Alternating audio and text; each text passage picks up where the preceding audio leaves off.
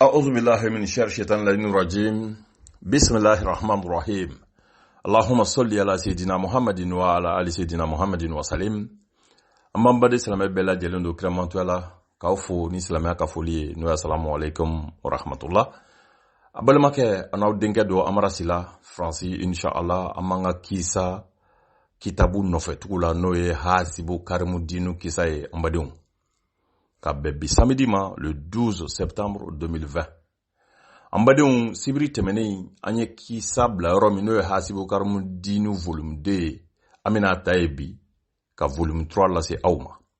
Ango kumana mini hasibu karmu dinu dona dinge kono kata yere aywa salon ba kono jikeleme ka salon lamini mini sunongo shuni yata buru fie kande ya lawuli anyebe sachamana ala yere d'enfin chite sami jate do chayala nga sanu nun chela ayaye ngurungo fiman bilibili bi sanu nun chela ngurungo fiman mbiki ifufu kana ngurungo fiman ko chemanchela sanu aseti doglane me kada ngurungo ikoka o sanu aseti kono sa jemani dobo kono minyeda ye adama de nyeda ye na kumana memba ba don ahe mufo abe kuma ni adama de kuma kai walma adama de ne e ka famu kisa imblara ide ni ala sona samedi temene biamina tai ni ala sona ka dola se awma kisala kisa ina faka bu kosobe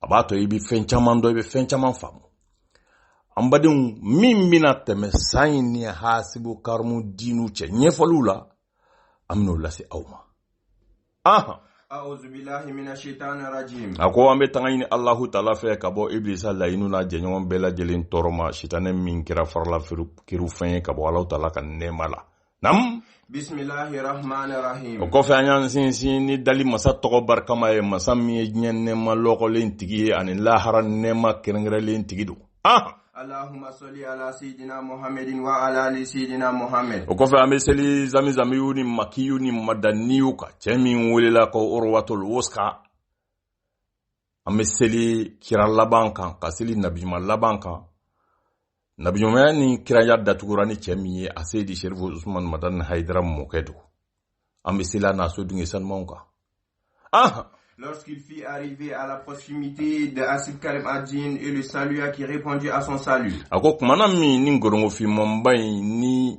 ale de keleme ka sau kam masamzo doni akoka. Ayi fufufa nana se hasimu karmu dinu masrunyala. Ngorongo fi mbai jo.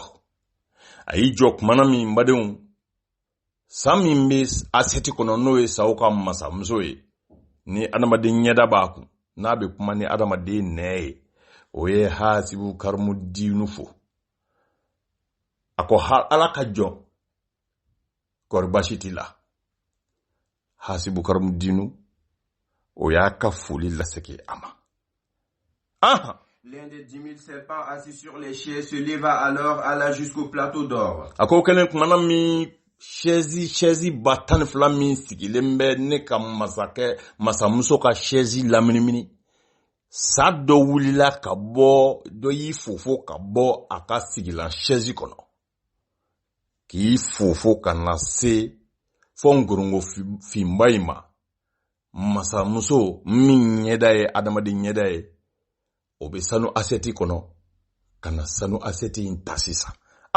L'amena jusqu'à son siège. Aye sanu aseti ni sauka masamuso takmana mi ambadun ayi fufo kana nae fo kana abla amasa akam masaya chezi kono hasibu karmu dinu anyebe nimbela jelela sukote Toutes les 10 000 serpents se jeta à terre et lui donna les marques d'obéissance et pria pour elle. Ako kelen manami hasibun karmu dinu hakli maura ajatikera adabali bana abuka feminye kabakula nyemogo bunyala shulilila saula nubuko kauka masamsoe manami ni sauka masamso tara sawarefe kanabla asigi shezi kono Sabatan fla fenfe kume shezi kilingilin kono a bela jele ni shuru duguma yoroni bela jele na kanu shuri uka masamzoe bunya kama Elle leur permit de se relever puis adressa ses mots à Hasib. O kelen kumana mi saw kam mazamzo mi nyeda adamaden nyeda nabi kuma inafo adamadeni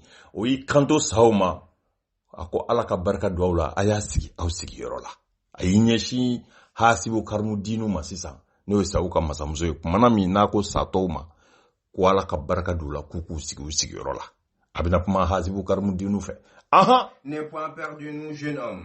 Ako hasibu garum dinuma ako e kana sira anw ye funangani wo kana sira anw ye kana joro toroti bo anw na ya kase ema nam Je suis la reine des serpents et leur princesse. ako ni mane do ne de sauka masamso ye ukaere ni unyema ba nedo aha En attendant ces paroles, Hasib se sentit rassuré. ako kelen kumana mi nini kumakan sanuma nunu haklisigi kuma nunu ka fo toroti bwana ka sei masauka masamzo fo kuma mi hasibu karmu dinu a haklisigira nam La reine fit signe que l'on servit une collation. o kelen kumana mi sauka masamzo ye tamasien ke sato ye ka fu ye o kana ni yiridenw caaman ye ka n'u di dunange ma n'o ye hasibu karmu dinu ye sabu dunanya la saw ka dugu la On apporta des pommes, des raisins, des grenades, des bananes, etc. a ko kelen kumana mi saw dɔw be yen minnu ka baara bɛnnen b'o ma olu wulila ka taa yiriden dama dumanbaw k'olu fara ɲɔgɔn kan ka n'u kɛ asɛti ba kɔnɔ hasibu karmu dinu sigilen bɛ sɛji min kɔnɔ o ɲɛfɛ a ko yiriden ninnu na yiriden caman kun b'a la namasaw pɔmu rɛzɛw grenadiniw ka taa se zɛrɛnw ma yiriden suguya caman ani mangoro Sois le bienvenu, dit la reine, quel est ton nom? saw ka masamuso y'i kanto hasibu dirinu ma ko i bisimila i marhaba tɔɔrɔ t'i ka yan e tɔgɔ ye di funɛngɛni o nam Je me nomme Hasib Karim Adin. hasibu karimu dinu ko saw ka masamuso ma ko ne tɔgɔ ye hasibu karimu dinu nam Mange donc ces fruits, nous n'avons point d'autre nourriture ici qu'à te fournir.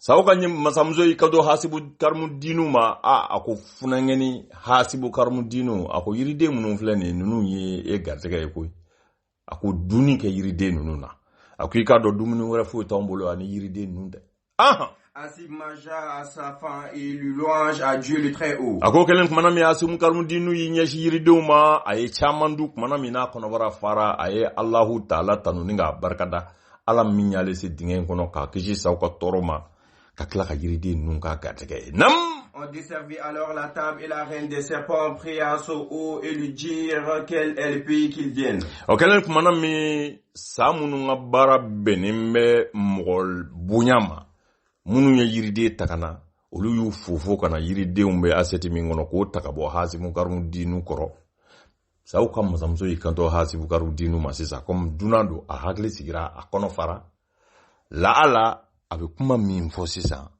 o ni sababa bɛ bɛn bamananw ko ten ko n'a fɔra ko mɔgɔ kan'i ta mɔgɔ fɛ ko ni kɔngɔtɔ ma ta ɲɔtigi fɛ kɔngɔ b'a fa nin ye tiɲɛ ye an ka kan o ye toduyɔrɔ kuma ye ala ka hinɛ mahamadu almadani hayidara la fanjinin ko k'ale toduyɔrɔ la ko dɔ bɛ lɔgɔma dɔ ta ni dɔ y'o ta n kɔnɔ bɛ pɛrɛ ala ka hinɛ ni silamɛsiw la saw ka masamuso ko hasibu karimu dinu e bɔra jamana jumɛn dɛ mun y'i se yan Comment il était parvenu ici et ce qui lui est arrivé. a ko e donna nin dugu in kɔnɔ yan cogo di e ye adamaden sen fila de ye i bɛ dugumakolo sanfɛ anw dun bɛ dugumakolo jukɔrɔ yan i bɛ bɔ jamana jumɛn mun y'i sɔrɔ mun kɛra sababu ye k'e se f'anw ka nin dugumakolo jukɔrɔla in na yan Hasib narra l'histoire de son père et son propre aventure. o kɛlen kumana min hasibu karimu dinu y'i fori ka bɔ a da kɔrɔ a ko saw ka masamuso ma ale wolofa yɛrɛ tun ye dɔnnibagaba de ye danuyaliw a y'o ka kisa bɛɛ lajɛlen ɲɛfɔ k'o ban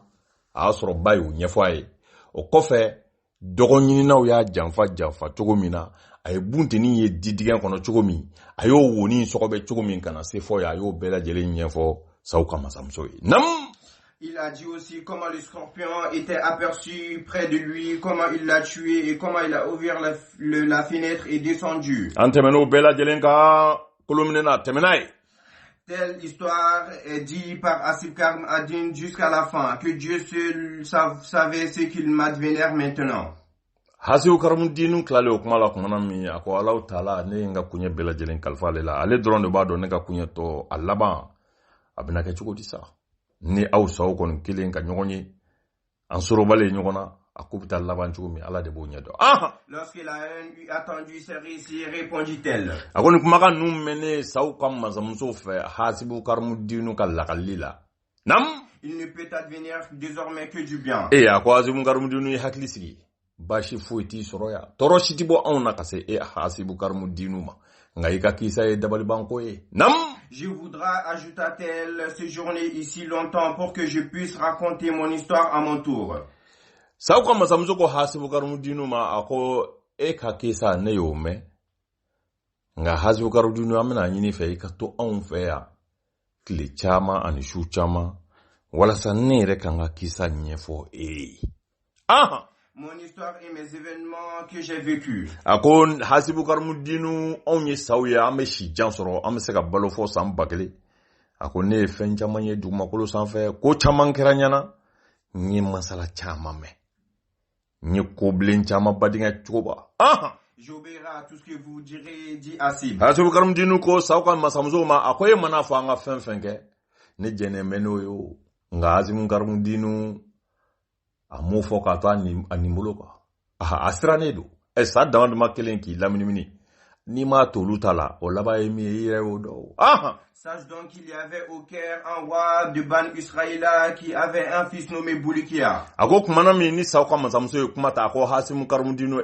ka do bani israila ka ofe masake do kumbe masake ay dinge kelini soro o dinge aya to ko Balikia Ce roi était un savant, un adorateur de Dieu. akika do o masake kunye ala utala nye sranye ba kundo ala batu jomba kundo masake ngoni Balikia wulufa nam Il passait son temps à lire des ouvrages de science. aya ka nyinama bela jelenke abe ala utala ka kitabu de nyini kolu kala ani kumakan munun be adama deni yere hakli wa ningi miri ki tashi ki son sabalila nam Lorsqu'il perdit ses forces et qu'il fut au point de mourir. ako kumana mi no masake nga wati laban suruyana aye somi soro ka fo ni nyen toli wati sele alefe ani nyen fara kuma sera ayo somi soro ayela mami nam Les grands de son village virent lui faire en présence pour lui saluer. bana do ya goshi ka bi o bana nya bi kuma mi aka jamana ministru a gouverneuru a dugutigiu chef de canton o bela jele farla nyonga kana kuri u ka masake mangene nam Lorsqu'ils furent assis autour de lui, il les dressa ses paroles. ako kumana mi naka dugu jamana re akeleme ka lasigide munun sigi yorola a nyemoko bek nana kumana mi ka kuri nu keleme ka laminimini kuma mi ayi kanduba nam Sachez, bonnes gens, que l'heure de mon départ de l'au-delà a sonné. ako ne ka jama aw ka don bana min filɛ ne la niye tani ka segin bana ye bana min ti mato ne ka nin diɲɛ in farali waati sera n ye jate minnu minɛ kɔni Je n'ai rien d'autre à vous recommander que mon fils prenez bien soin de lui. a ka dɔn ne bɛ kalifa kelen dɔrɔn de kɛ aw ma n'o ye n denkɛ ye Balikiya a y'aw janto Balikiya la n y'a kalifa aw la a k'a dɔn aw sogo n'a wolo cɛ Il attesta qu'il n'y a de Dieu que Dieu époussa son dernier soupir et quitta ce monde. a y'i kanto yɔrɔ bɛɛ lajɛlen na ko ashhadu an la ilaha illallahu an badenw a y'o fɔ kumana min a gɔrɔtɔra ko kelen a kunkolo jɛngɛna o kɛra a taalen ye nam On prépara son corps, on l'apprêta à lui faire son funéraille imposante. o kɛlen kumana min u ye masakɛ su ko ni ka janajaw labɛn i n'a fɔ janaja kan ka labɛn cogo min masa ye k'a ko kɛ koba ye On désigna son fils comme son successeur. o kɛlen kumana min u ye denkɛ in sigi fa nɔ la wale ɲuman dɔn ye ani kalifa minɛ ye masaya la n'o ye funɛnkɛnin ye Balikiya nka samuso in ale de bɛ ka nin ɲɛfɔ hasibu karamu dinu ye dingɛ kɔnɔ an badenw Il se montra plein d'équité et l'égard de son sujet durant son règne le peuple mena une vie paisible. a ko kumana min ni Balikiya sigira a wolofa nɔ la masaya la a n'a ka funɛnkɛniya a y'a fa ladege hinɛ la laadiriya la tilennenya la a ka jamanadenw ye o kɛlen kumana min Alahu Taala y'u sɔn sanji ɲuman na sɛnɛfɛnw bɛ ɲa yiridenw bɛ ɲa mɔnifɛnw bɛ ɲa bagan caman sɔrɔla jamana kɛra jamana duman ye funengeni de be masala nga funengeni ko donado Il arriva qu'un jour Boulkia a parcouru les réserves de son royaume. Ako kumana mi ni Balukia be ni njoya ina akam masala do dola anana do palais so kono abu daile abu laje mumeni so yinkono ni so do mi flende yamfe mumbo fene kono atoro de la mbade on fa nana se sodeni do ma palais kono sodeni ndasokoledo nam il ouvra cette salle et constata qu'une porte autre était dedans. Ayo daile ay dawre min fene tukulembe o sodeni kono ye ayo dawre in fene ayo yele nam. En ce milieu s'éleva une colonne de marbre blanc. O daflana in konna la anyeba la kubekundo glalembe eba famu tuko mi na fo poto o poto in sanfɛ a nyebe warande do glanena nege keshu ko siki o kubeku in sanfɛ Boulkia l'ouvra et trouva à l'intérieur un coffre d'or qui contenait lui-même un parchemin. Ako galen kumana mi na nege keshu njigi ayo daile anana mun sɔrɔ kɔnɔ ay keshu wura yo kono ayo keshu wura fana daile anana sɔrɔ gafe do milingi lembe keshu flana in kono nam il lit le parchemin et découvra qu'il parlait du prophète Mohammed sallallahu alayhi wa sallam mana min na ye gafe min milingi do wande flana kono ayo daile aya ye kira laba mangudu de sevenembo kono ka toko seba kono amandon ala huta ala keleme ka bunya minungulu ye ayo kala gafe ingono nam. À la lecture de ce parchemin, Boulkia ressentit un amour profond pour ce prophète. Mana mi ni Balukia ye kiram laba mangutu sebene ye ko kala afarkansi bela jele ta mana yoroni ay kanu sura dusukuna kata kira laba mando ye Muhammad Mustafa sallallahu alayhi wa sallam kanu min dansa kuna Il réunit toutes les grandes Bani Israël. Okelen kumana mi ay Bani Israël gouverneur ou chef de quartier ou na chef de canton dugutigi aya be franyon ka yoroni bela jelida. Il les informa de l'existence de ce document. Okelen kumana mi akuma kwa ka donne bora fe do kan fano la bi. Habita. Il faut que j'exhume mon père et que je le brûle. Akwa ka donne re jole min kande. Odi en fashu boliye dugujoro ninga jeni. Nam. Et pourquoi le brûlerais-tu? Jama kwa ma no ya ka ministru ni kan rosugo yo kwa ngam masake ifa jeni kunye munye moko min saraka ba. Parce qu'il m'a caché l'existence de ce parchemin. Balukia ko ajedugu yemi nyenfe sabu kiralaba mingangana o mangutu semene me gafe minka ayo dogoli mingena ne bolo ayen janfade nganga shubo ka jeni ndimi bo sraka. Il l'a retiré de la Torah et des déroulés d'Abraham. Akoy kado anga zamiyu makiyu madaniyu mangutu masake kunya mangutu nunu mbo taure tadi kono ani zapuru koni. Puis il les déposa dans une salle de ses réserves sans mentionner son existence. Aya bo kono ninga do wande kono ka kla ko do wande were kono ka bla so kono ko fune bla so were kono ka ko foduko jugu yakama akana do maufe ko kiralaba mimbina abunya yini. Oh roi, ton père est mort. Okelen manami aka kangoro sigu naka gouverneur kwama anga masake no Balukia fa koni ayini jien to isawo. Il est en terre et son sort repose sur les mains d'Allah. Ale ko na nyale do dugu joro kaba ale ka kunya be amabulu sa. Ani ala to nyokona sa iki kodo ajenima. Nam. Lorsque Boulkia a attendu les grands de la royaume. Aye aka jamana ma baw ka hakilina infamu ka don ale fashu boli ka jeni otu ufe koyi. Nam. Il a compris qu'il ne le laisserait pas agir comme il voulait. Aya doku bila do ana faje nije. Nam. Il les quitta et se rendit chez sa mère. Aboru kerefe teliala yaka samarasin flado atarajo awolo bakadala pale kono. Nam. Mère, lui dit-il. Aya kanto awolo bama ako ne bayni nyanguma baye foli laseki. J'ai vu des réserves de mon père, un parchemin d'écrit Mohammed. Adona kuma bela jele nyela aya nyefa awolo baye. C'est un prophète qui recevra sa mission. Akoy ka domba ne do de kibaru sorobi gafe kono gafe mi ni wolo fa kunya dugo cenye kira laba de min ganga na toye Muhammad akanu yene duzuku soko. Je suis épris d'amour pour lui et je vais parcourir la terre pour le raconter. Ako ne ba akanu min dusukuna fonga nin chen yini de ninga ye kaka kalandi. Nam Je n'y en arriverai pas et je mourrai de passion approuvée pour elle. Ako ne ba wallahi chen kanu min dusukuna nene maninye. Akanu akabo kase hagami ma kanu min ne halaki. Nam Il enleva ses vêtements de roi et s'habilla de manteaux de voyage et de chaussures. Okelen kumanami abakwa ma akonde ne korola kaba. Ede masake. Ne tara ne ka kunya bina ke chukodi. Okelen kumanami ambadeun bulukiya yi kanta abama konyi kalfa alala masami nga kalfa tiche. Mena fo jamana de nyongu ku jantuila.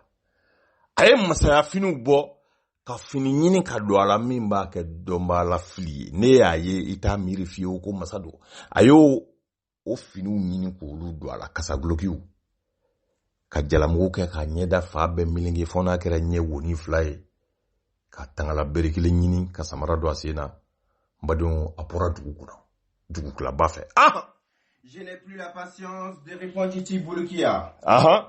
Je me remets à mon sort et celle du Très-Haut. Il sortit du village et se dirigea vers Syrie. Manami nabura dugu kono ayi nyeshin kata badala. Mogo be do baton kono badala ubu nyeshin kata Syrie. Abe fa kata Syrie. Abta kira laba mangutu nyini. Ka lahala nyini. Ka don abe dugu kolo fa jime kata makata nofe. Il prit les bateaux et navigua jusqu'à l'île d'Akos. Ako manami na dona baton kono nuyu kunda sirika. Unana seji chamanche la gundo la walma il eba famu chogomi.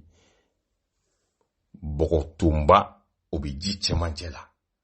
Yiriju chama baka. Baton nana tema oladro. Baton yijo. Eba famu chogomi. Koko jidala. Moko jigi na kabo baton kono. Ubunu yure lafia. Une fois sur l'île, Bulukia s'isola et s'assoit sous l'arbre. Manami inu jigi na kabo baton kono sengena fia bo wati ni kunguruni do. Balukia no ye masake min keleme ki yire ke domba la filie. Ale tamana kabo jamala. Atari sigi yiri ju dokoro abega miri kira labana. Au bout d'un moment, le sommeil le surprit et il s'endorma. Ako wati ni nana kedro sunongo shuni ya mine asunongora. Anyina na ereko. Mogo du nyetale la ataleme sigi yiri jukoro. Lorsqu'il se réveilla et qu'il revient à l'endroit où le navire était. Ako kumanami ni a haklila baton kun jora yoro mi badala anana soro batoti. Uduna baton kono utara. Nam Sur cette île, des serpents et des corpulences d'un chameau et la taille d'un palmier invoqua Dieu. Ako amauli fieu baton tara kato ano hujunu benyogana anana mangambame d'enfin do baga fo subhanallah alhamdulillah la ilaha illallah Allahu akbar subhanallah alhamdulillah la ilaha illallah Allahu akbar aye o kuma kan be ga bo fami balukiya yo laje aya soro gumi miji chemancela ni yiru ni biun keleme ka kuri aya soro manga imega boide Bulukia fut émerveillé par ce spectacle. Atamana fokana yijo ulum masrunyala aye jetimneke kaye kumaka imega bo fe mununda ja saudidu samunu bunya bi na fo bakali fali ngorongo fium ngo kabu bunyala ni udaleyi iba foko nyokome ulu dibika Allah Ta'ala subhanallah fo kumakan mimbe famu Bulukia fut extrêmement étonné et attendu des serpents glorifier Dieu et chantant ses louanges. Manami na ye sawi ubika Allah Ta'ala subhanallah fota ni nenye nemi mbangenendo ni kumakan min klenendo baka no ye sawi uluka Allah tanuta balkia dabali bana agli mauna De leur côté, les serpents aperçurent le jeune homme. Okele sawi rafne wi lajeli ke yoro jaw nyebe balkia la jibu ni nyonche nga nu kuma na obi nyogo kuma kame L'un d'eux demanda qui il était. O sanu ndola kile yi kando balkia ma ko e funangeni wo e joniye e borami e bitami munye seni yoro nuna ya Je me nomme Bulukia, répondit-il. Ako saima akuni mane donne tokaye balukia nam J'appartiens à Ban Israël. Ako Ban Israël ka masake mi kumbe no toko kunye karisa ye aya fa tɔgɔ fɔ o denkɛ ye ne nam. J'ai quitté mon pays pour amour à Mohamed. A ko i k'a dɔn ne ye kira laban mankutu dɛmɛ Tawureta gafew la ani Zaburu gafew la n wolo fa nɔ la a kanu ye n dusukun sɔrɔ. Et me voici à sa recherche. A ko i k'a dɔn kanu in de nana ni ne ye fo n ka jɛ masaya yɛrɛ kɔ sa ka samara don sen na n bɛna dugumakolo taama fo ɲɛ ka da kira laban in kan. Mais dis-moi à votre tour, notre créature. A ko aw sa belebelebaw Ala Taala ka danfɛnba ninnu ne yɛrɛ bɛna ɲininkali kɛ aw la sa a ka n jaabi. Qui êtes-vous? A ko aw ye jɔnni ye? Nous habitons dans l'enfer. Aw ye danfɛn sugu jumɛn ye? Aw ye sa sugu jumɛnw ye? Aw bɔra min? Mun y'aw se yan? Saw ka kuntigi min ni Balokiya bɛ ka kuma ta ni ka segin o y'i kanto Balokiya ma ko ni ma anw dɔn anw tɛ dugumakolo kɔkan saw ye koyi anw ye saw de ye minnu dilanna Ala Taala fɛ ka bila jahanama kɔnɔ lahara do n'an ka baara bɛna kɛ jahanamadenw kini ye ni k'an bɔ an fili u farikolo kɔrɔ. Qu'est-ce qui vous a ramené en ce lieu? Balokiya k'a ma ko mun ye aw bɔ jahanama kɔnɔ ni ka aw se yan? Sachez que l'enfer bouillonne à ce point qu'il respire 2 fois par an. A ko Balokiya e k'a dɔn jahanama a ka kalan ka se kalaya la fo san kɔnɔ a bɛ ninɛkili ko 2 san o san jahanama Ala n'a funteni bonya kojugu a bɛ ninɛkili ko 2 kɛ san kɔnɔ. An badenw an bɛ bita in jɔya k'a ɲini Ala fɛ Ala ka sigiro wɛrɛ yira ne ni aw la Ala ka hɛrɛ k'an n'aw ye Ala ka n'aw dɛmɛ Ala ka si kuntalajan ni kɛnɛ labanko ɲuman di a Seydi Cherif Usman Madani Haidara n'a ka denbaya bɛɛ lajɛlen ma Ala k'anw yɛrɛ kɛ kalanden ɲumanw ye Ala ka n'u kisi Ala ka n'u tanga Ala ka n'u sago d'an ma kira yɔrɔma kama sɔli ala Muhammadu wa ali Muhammadu wa salim.